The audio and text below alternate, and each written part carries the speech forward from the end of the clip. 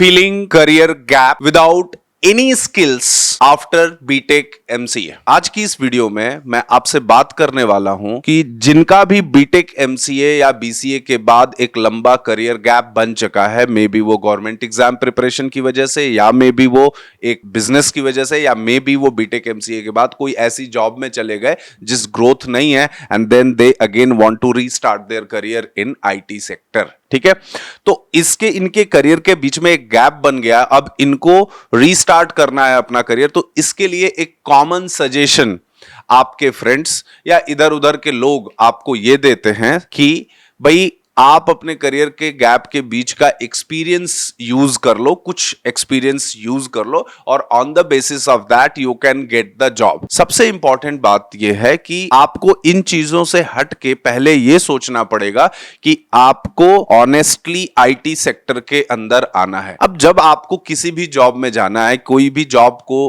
Restart करना है, मतलब पढ़ना है, शुरू से ही उस जॉब को स्टार्ट करना है, तो आप खुद से सोचो कि क्या आप एक कहीं किसी कंसल्टेंसी का, कहीं का, कुछ का एक अपने रिज्यूमे के अंदर आप कुछ एक्सपीरियंस अपना दिखा देंगे, क्या उसके बेसिस पे आपकी जॉब कहीं पे हो जाएगी, या फिर आपको उस जॉब के अंदर में जो भी जॉब आप करने जा रहे हो आईटी सेक्टर के अंदर, जिस प्रोफाइल पे भी आप जॉब करने जा रहे हो, उस जॉब के लिए आपको अपने स्किल्स को एक्वायर करना पड़ेगा, उसको सीखना पड़ेगा, उसमें काफी एफर्ट डालना पड़ेगा और अपने आप को एक प्रो लेवल का नॉलेज लाना पड़ेगा उस स्किल के साथ। और देन आप अगर उस स्किल्स के साथ कहीं पे जा रहे हो जॉब के लिए, तो आपको ज्यादा बढ़िया अपॉर्चुनिटी मिलेगा। कौन सा बेटर ऑप्शन है, आप खुद से सोचो, कमेंट सेक्शन में बताइए कि सिर्फ एक्सपीरियंस लगा लेने से आपकी जॉब लग जाएगी, या फिर एक्सपीरियंस को साइड करके आप अपने स्किल्स पे बहुत एफर्ट डालें, बहुत मेहनत डालें, एंड देन उसको करके फिर आप जॉब के लिए ट्राई करें, वो बेटर रहेगा। ठीक है, ये आपके ऊपर है। मेरे समझ से सेकंड वाला ऑप्शन ज्यादा बेटर है कि हम पहले अपने स्किल्स को, अपनी उन चीजों को बहुत अच्छे से कमिटमेंट के साथ उसको फोकस करके पढ़ाई करें, पढ़ाई करके चीजों को समझें, समझने के बाद देन फिर हम आईटी सेक्टर के अंदर एंट्री करने के लिए अपना इंटरव्यू वगैरह स्टार्ट करे देना। ठीक है, अब यहां पे एक यूजुअली मिस्टेक क्या होती है, कि लड़का क्या करता है कि मान लो उसे जावा फुल स्टैक डेवलपमेंट के फील्ड में जाना है आईटी सेक्टर के अंदर। अब वो क्या करता है कि यूट्यूब पे कुछ इधर उधर से वीडियोस वो देख लेगा। अच्छा, कोई वीडियो है यूट्यूब पे, 2 घंटे के अंदर पूरा कोर जावा पढ़ लो जी, 2 घंटे के अंदर पूरा स्प्रिंग पढ़ लो, 2 घंटे के अंदर पूरा हाइबरनेट पढ़ लो। अब वो क्या करता है कि इन वीडियोस को वो देख लेता है इधर उधर से। It is not bad, bad इस प्रोस्पेक्ट से है कि आप उसके बेसिस पे एक कायदे की अच्छी जॉब, 6-7-8 लाख की जॉब आप सर्च करने जा रहे हो, ये मिस्टेक है आपका। हाँ, बेसिक नॉलेज के लिए आप सीख रहे हो, that is well and good, आपको सीख लेना चाहिए। ठीक है,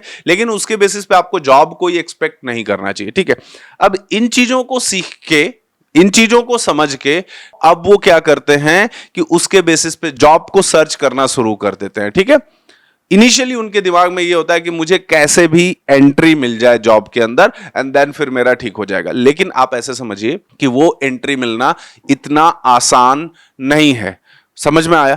तो आप ये 2-2 घंटे का मतलब हार्डली 1-1.5 महीने, 2 महीने के अंदर आप ये सब चीजें कर लेते हो, जो छोटे छोटे वीडियोस होते हैं, एंड देन आपको ये एक फीलिंग आने लगती है कि हमें सब कुछ आ गया है और नाउ मैं इसके बेसिस पे जॉब ले सकता हूं।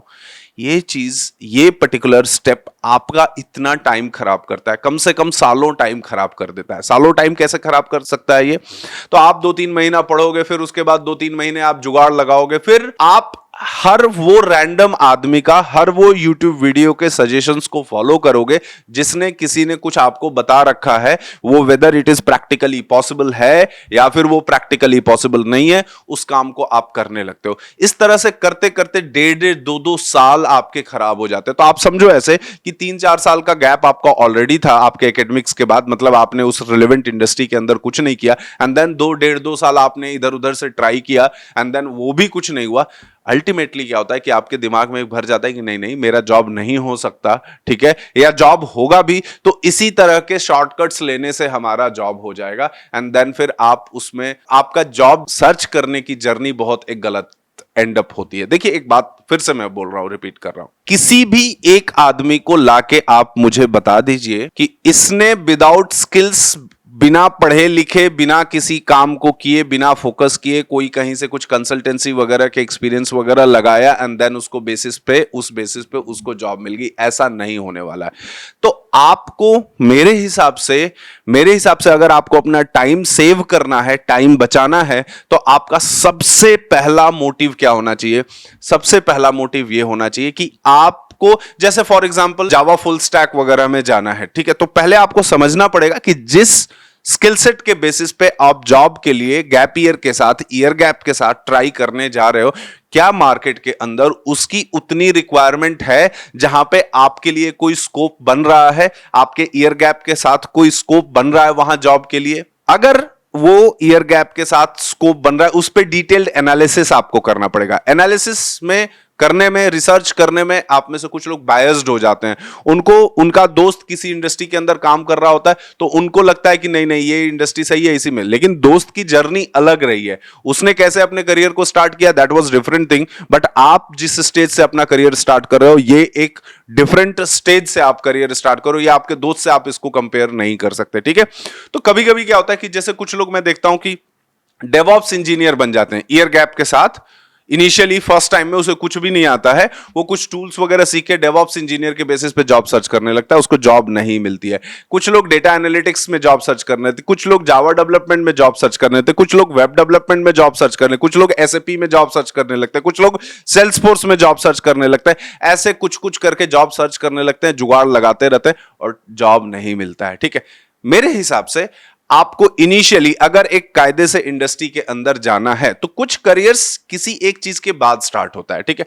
तो आपके लिए बेस्ट दो ऑप्शंस है, एक है आपका वेब डेवलपमेंट में चले जाइए, या दूसरा आप चले जाइए फुल स्टैक डेवलपमेंट में चले जाइए, जावा फुल स्टैक डेवलपमेंट। इन दोनों में आपके लिए बहुत सारी अपॉर्चुनिटीज हैं, इन दोनों टाइप की चीजों में। वेब डेवलपमेंट में किसी भी कंपनी के अंदर वेब डेवलपमेंट की रिक्वायरमेंट, चाहे वो छोटी कंपनी हो चाहे वो बड़ी कंपनी हो, ठीक है। अगर हम इसे 6 महीना, 7 महीना, 8 महीना, कम से कम आपको इन स्किल्स पे टाइम देना चाहिए। अगर आप ये स्किल्स पे इतना टाइम नहीं दे रहे हैं और आप सोच रहे हैं कि कोई जुगाड़ से आप जॉब लेंगे, तो ये नहीं होने वाला। आप कुछ एक्सपीरियंस लगा के जॉब ले लेने वाले, ऐसा नहीं होने वाला है, ठीक है। मतलब मेरा आपसे कहने का मतलब क्या है कि आप अपने दिमाग के कंफ्यूजन को पहले साइड करिए, इन शॉर्टकट्स आइडियाज को आप साइड करिए। अगर इनको आइडियाज को, शॉर्टकट आइडियाज को साइड नहीं करेंगे तो आप समझो कि इतना ज्यादा आपके लिए लंबा टर्न ये चीजें होती जा रही हैं, इतना लंबा टर्न आपके लिए होते जा रहा है कि शायद वो आपको बहुत ज्यादा कॉस्ट कर रहा है और आपको ये बात समझ में नहीं आ रही है, ठीक है। तो जैसे मैंने बोला वेब डेवलपमेंट और फुल स्टैक डेवलपमेंट, इस पे आप अच्छे से टाइम दीजिए, पढ़िए, समझिए अच्छे से। और जब आपके रिज्यूमे में एक ठीक ठाक स्किल्स बन जाते हैं, मतलब एक बढ़िया से चीजें आपको समझ में आ जाती, तो हमें कुछ उसके ऊपर प्रोजेक्ट्स करना है और उस प्रोजेक्ट का कंप्लीट, अपने प्रोजेक्ट का डिटेल्स हम अपने रिज्यूमे में डाल के और फिर हम अपना जॉब की जर्नी स्टार्ट करेंगे, हम उस पर एफर्ट डालेंगे और हम किसी को भी ये बताएंगे कि हमारे पास इतना नॉलेज है कि एक ठीक ठाक एक्सपीरियंस वाले बंदे के बराबर मुझे नॉलेज है, आप मेरा इंटरव्यू ले सकते हो, आप मतलब ये चीज ट्राई कर सकते हो। And on the basis of that आपको अपना जॉब सर्च करना चाहिए, न कि रैंडमली कुछ भी कोई सजेशन इधर उधर फॉलो करके और आपको ये काम करना चाहिए। अब अगर आपको ये बातें जो मैंने बताया, तो मैं क्यों बता रहा हूं ऐसे, क्योंकि मुझे कम से कम 14-15 सालों का एक्सपीरियंस है कि आपके करियर को हम रीस्टार्ट कैसे कर सकते हैं, आपके करियर को हम आईटी के अंदर कैसे बहुत अच्छा बना सकते हैं।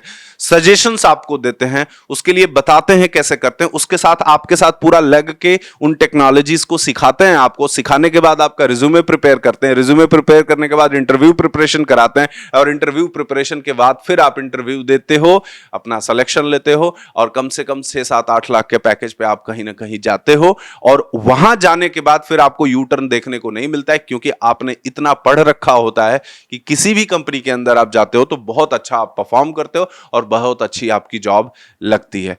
तो दो ऑप्शन है आपके पास। एक ऑप्शन यह है कि आपको कोई आइडिया नहीं है कि जॉब कैसे मिलना है, क्या होना है, कोई दोस्त, कोई रिलेटिव, कोई फ्रेंड कुछ भी आपको बोल दिया, उसी को फॉलो करने लगे, 2-2.5 साल 3 साल अपना टाइम आप खराब किया और उसके बाद उस फील्ड को ही आपने छोड़ दिया। ऑप्शन नंबर 1 ये है, इसको चूज करना है। या फिर एक जैसे हम लोग जेटीसी में, जिसको लंबा एक ट्रैक रिकॉर्ड रहा है 14-15 सालों का, एक ह्यूज नंबर ऑफ स्टूडेंट्स को हम लोगों ने सक्सेसफुली प्लेस किया है आईटी सेक्टर के अंदर, वो आज बहुत अच्छा कर रहे हैं। तो हमारे एक्सपीरियंस को यूज करके, हमारे नॉलेज को, हमारे स्किल सेट को समझ के कि कैसे हम आपके लिए आपके जर्नी का रोड मैप क्या बनाने वाले हैं, उसको समझ के, उसको बात को समझ के, बात को मान के उस पे आगे बढ़ना, कम टाइम के अंदर, हार्डली 8-9 महीने के अंदर एक ठीक ठाक जॉब लेना, ये आपको अच्छा है, या फिर रैंडम दोस्तों के सजेशंस फॉलो करते रहिए विदाउट एनी अकाउंटेबिलिटी और आप अपने करियर को मतलब लाइक अ हेल बनाते रहिए। दोनों में से चॉइस आपका है। अगर आपको लगे कि नहीं हम लोगों से बात करना है, समझना है इन चीजों को, तो दिए हुए कांटेक्ट नंबर पे आप बात करिए, बात करके एटलीस्ट अपनी काउंसलिंग कराइए, अपनी बातों को समझाइए। और आपके समझाने से पहले आपके प्रॉब्लम्स को हम लोग समझते हैं और बहुत अच्छे से जानते हैं, तो इसलिए आपको ज्यादा समझाने की भी जरूरत नहीं पड़ेगी। तो जो सॉल्यूशंस हम बताएं उसको आप फॉलो करिए, और फॉलो करने के बाद बहुत अच्छे जॉब की तरफ आप बढ़िए और आपका करियर बहुत ही अच्छा होगा। टाइम वेस्ट मत करिए। Thank you, bye bye, see you, take care.